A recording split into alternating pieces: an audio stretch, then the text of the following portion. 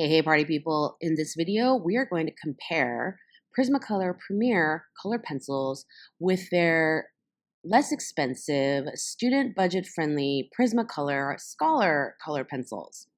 Now, these Scholar colored pencils, they're not super cheap, like 99-cent store cheap, or I actually have several brands that are cheaper than these, but they are definitely cheaper than the Prismacolor Premier, and I see them everywhere. I mean, everywhere in the US, right? I see them, like, I bought mine off Amazon, I think. I'm pretty sure. Okay, I'm not 100% sure because I see them everywhere. I always see them at Target, different grocery stores. I see them at the Blick art supply, brick and mortar store. They're everywhere. In continuing the cheap art supplies video series, I decided to compare these two. I've been using Prismacolor Premier since college. This is how I use color pencils. Okay? I use them strictly for detail work, finishing work, texture work. I never use it as the main medium. Like, I don't use it to fill in the color of the whole pants or the whole coat or anything like that.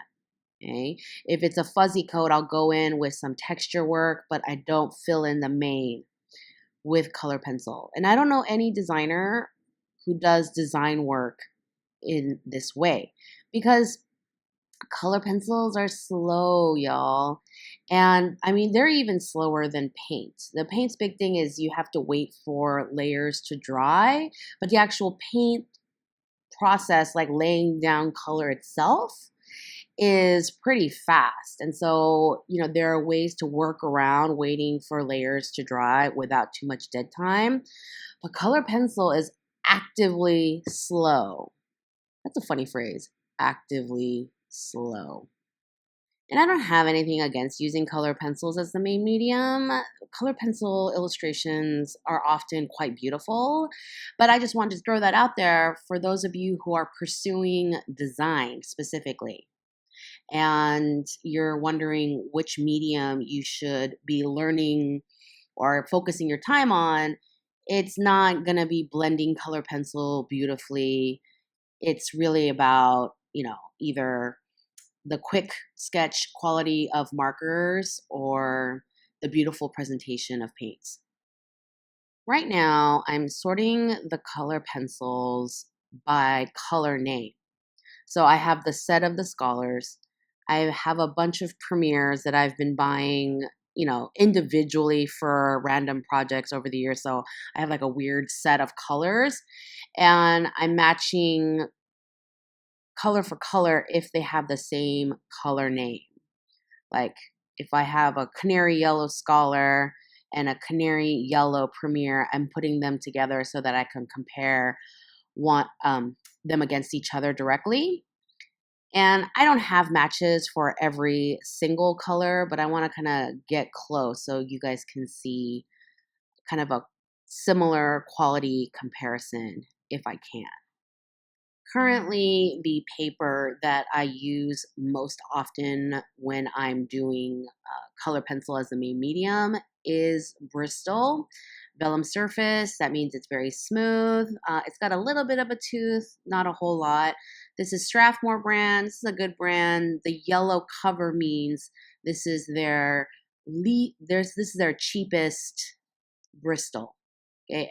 Anytime you see a Strathmore yellow cover, that's their student price, budget friendly line of papers within their brand.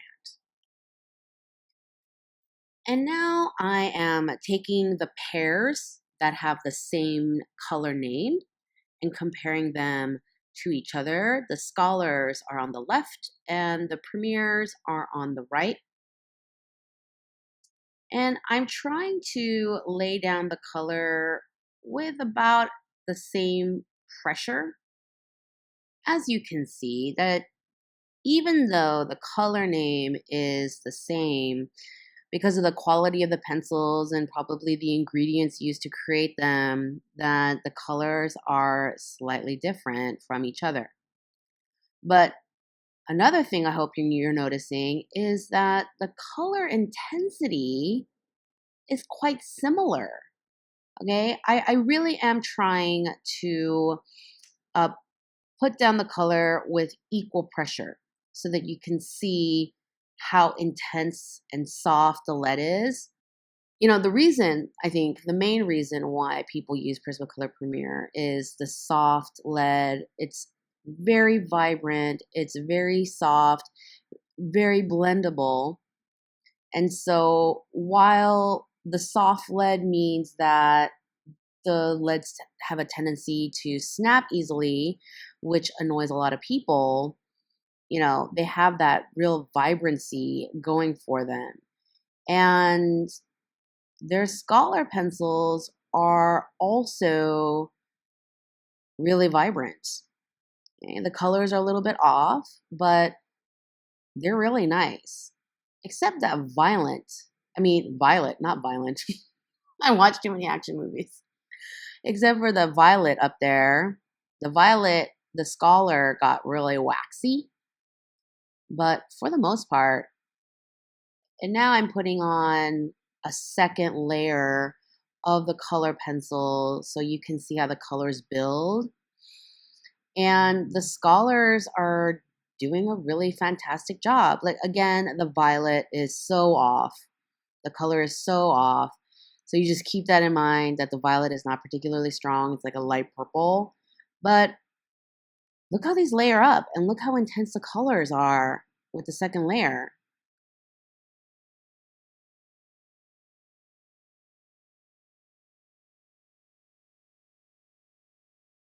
This dark brown, very different color. It's much lighter, kind of like the violet. But the intensity, the smoothness, how easily I can get solid color, you know, without the graininess, is really comparable to the Prismacolor. And I was actually really impressed when I shot this video. And now I'm layering different colors on top of each other just to see if they mix or layer neatly. And they layer pretty neatly. That Scholar, there's Premier on top of the Scholar. Let's see how they layer together. Okay. And they do mix, like orange and green. You're never going to get like a pristine green on top of orange. They're going to mix together so you get muddier, brownier colors. But the green on lighter colors, like a peach, is going to really show up still a strong green. And that works really nice. And I'm just playing with the line quality and using the side of the pencil and building gradients, and I'm just kind of jamming out and having a good time. And here I'm testing them out on paint swatches. This is just a scrap that I painted all over when I was doing my color wheel video, because this is how I'm going to use color pencils most of the time. I'm going to, so creamy, I'm going to be putting in details and textures and seam lines with the color pencils on top of painted swatches on watercolor paper and markered garments on marker paper or Bristol. Whoa, why is that so dry? Okay, I guess I need a new black marker. And so I have to test them the way I'm going to use them. But look how vibrant the red really shows up even on top of the black. Let's test the white. I always test the white. This is the Copic Special Black. Yeah. Which is pretty intense black. And there's the Premier. And there is the Scholar. Not bad comparison. When you're doing a fill, the Premier really shows up much whiter, but if you're drawing single line details, they're pretty comparable. And now I'm swatching the colors left that do not have an exact match, just in my collection, okay? It doesn't mean that matches don't exist in all the many colors Prismacolor offers, but I have a lot of color pencils, and I also have them in different brands. For those of you who don't know, whenever I buy color pencils, I buy for color. So if I need to match a specific color for a trim or a thread or even a kind of fabric, I seek out the color first. If I can't find it in a Prismacolor, I go look for it in the Faber-Castell Polychromos. If I can't find one of those, I try to find the perfect color match in a Koh-i-Noor or a Caran d'Ache, Lumin, whatever. Like I look for the perfect color match. Because for me, I'm always going for design communication, getting the color matching right with my markers, with my color pencils. With paints, it's easier because I'm just mixing them at home, so I don't have to go buy the exact color. But with color pencils, I strive to get the perfect match. So that's why I have kind of a mix match, weird mix of Prismacolors. But yeah, so I just tried to pull colors in the Premiere that are closest to what I have in the Scholar kit. And I'm labeling these. Again, the Scholars are on the left, the Premieres are on the right. Yeah, rewind. Look at that Scholar neon yellow on the left. I don't have any neon yellow in the Premiere, just that neon red. But that is some neon-ness. And here I am taking the burnisher and burnishing some Scholar swatches, some Premiere swatches. And I gotta tell you, the more I try out this burnisher, the less I have use for it. It just doesn't do anything. The blender, it blends. Look at that. That's some nice blending, right? This is the Derwent blender. And I'm using the Derwent because I don't have any other blender pencils or burnisher pencils. You'll see there's less pigment, and so it does take more to blend, but it blends very nice with the Derwent blender pencil. And you can get some nice value gradients. You know, have like one layer of the purple and then two layers of the purple, and then blend them out with the blender pencil so you get a nice soft gradient. And yeah, the Premieres are creamier, but the Scholars are blending really nicely. I was playing around with baby oil as a blending agent before, but I am not really liking it because the baby oil doesn't leave the paper, like ever. It's very, very annoying. And so I've actually been sticking to the rubbing alcohol, and look how nicely it blends out the color pencil. Here it is with the Scholar. And even on the areas where it's a very, half-ass cross-hatching of one layer, it's still blending the color quite nicely. And so if you wanted that texture effect, you could easily achieve it with the rubbing alcohol. In the areas where I put in a second layer of color, the color is blending out really smooth and creamy. And now you can see me do the same thing with the Premieres, and the results are fairly comparable. Did I mention I'm actually really impressed with these pencils? And I mean, you can get all kinds of sales and deals at, the drugstores and grocery stores that sell these. I see them really everywhere. And combined with how they're already cheaper from the Premieres, and, if you get a Target coupon or something, I bet you can get them for pretty cheap. Like Premieres, the prices range differently according to where you are and whether you get them in a kit or you buy them one-on-one. Look at that purple Scholar on the left. That's so pretty.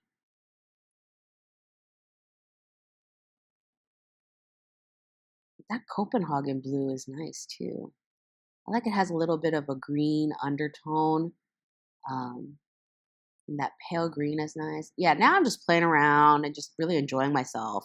And because I'm really excited that I have these cheaper pencils that work really well. Again, I'd like to remind you that they're not the cheapest color pencils out there. They are cheaper, but they're not the super duper cheap ones. Prices will vary depending on where you are and shipping and stuff. So go ahead and look it up. Quick Google search will do you. One last thing, I decided to do a little pencil sharpener test on these pencils. Now, I shot this before I got my fancy Mitsubishi pencil sharpener from Aaron. But I still use the smaller pencils when I'm on the road and on the go and stuff. Now, the Scholar pencils, they're made out of this weird fake wood. It's like very waxy, but it actually works out in their favor because it doesn't splinter like the Scholars do. The Scholars are on the right. You see that waxy fake wood thing? I think it's fake wood. And then the Premiers on the left, excuse me, have a little bit of that splintering action going on. Final thoughts. I highly recommend the Prismacolor Scholars for anyone who's looking for a cheaper alternative to Prismacolor Premiers and other very expensive color pencils. Nobody is paying me to say that, but that's just my honest opinion. Click like if you thought this video was helpful for your shopping needs, and subscribe if you haven't already for future cheap art supply review videos. And of course, drop me your questions in the comments below. And as usual, if you want to up your color pencil game, number 1, watch my tutorials. Number 2, practice. Hashtag practice not magic. Hashtag always be practicing. Hashtag if your first one sucks, you're right on track. And I will see you in the next video.